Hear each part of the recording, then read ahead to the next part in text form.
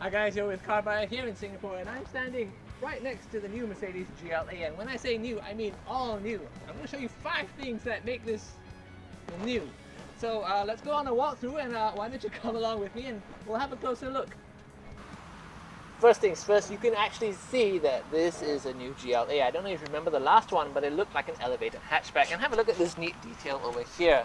This tail lamp here has actually 2 separate elements, and they've done that just to visually widen it and make it look, you know, sort of broader than it is. Now, just traveling down the side of the car here, there's some neat styling features. There's a crease here to kind of break the surface up so it doesn't look too slab-sided.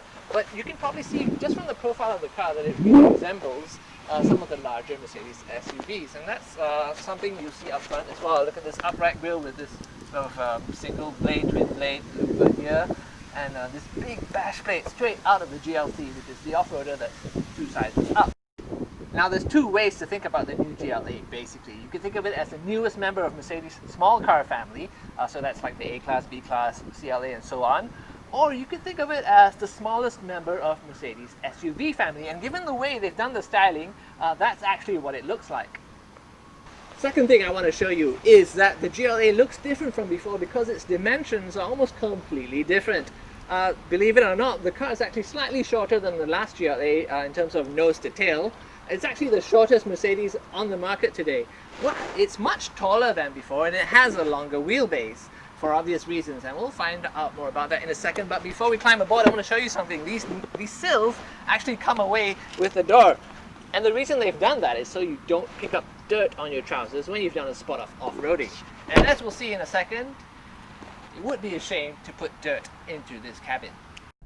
Okay, if you've been inside the newest A-Class or CLA or whatever, you're going to find this pretty familiar. It's a setup that's straight out of the new compact Mercedes. So in Singapore, these are standard. These are the twin sort of widescreen setup for the MBUX, Mercedes-Benz user experience thingy. Let's change the theme so I can show you. Let's silence the BBC lady. Yeah, I can show you how things can look different according to your mood and however you like it. And check out these lovely turbine aircon vents, and they change color when I change temperature. Now, how cool is that? Of course, the main thing about the new GLA is that the dimensions actually give you a ton more interior space than before. I mean, I'm not a short guy, but look at how much space I've got above me.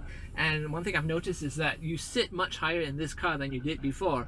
As a matter of fact, you're nearly 10 cm higher than in the last GLA, and that's like 4 inches for our imperialistic friends. So more space, and that's apparent as soon as you get in, but that applies to the back seats as well. Right, here I am in the back seat now, and the 4th thing I want to show you is actually a whole bunch of nothing, because there's a lot of empty space around me. The GLA is actually noticeably more spacious than before. You know, there's more leg room. It's wider because the car itself is slightly broader. But what's more interesting is how you play with the space instead of just how much space you have. And something new for the car is that you can actually slide these rear seats fore and aft quite a lot, up to 14 centimeters. And you can actually recline these seat backs or set them at up to 7 different angles, like from uncomfortably upright to suitably reclined. Now, I think the real reason you do that is to play with the amount of space that you have in the boot for cargo, which is actually upsized as well. But I think that all these things make the new GLA you know, larger and more family friendly and more useful car than before. Alright, last thing I want to tell you. I've been driving the GLA 200, and that's actually the only version that's on sale in Singapore right now. Unlike the last GLA 200, this one has a 1.33 litre turbocharged engine. The last one had a 1.6.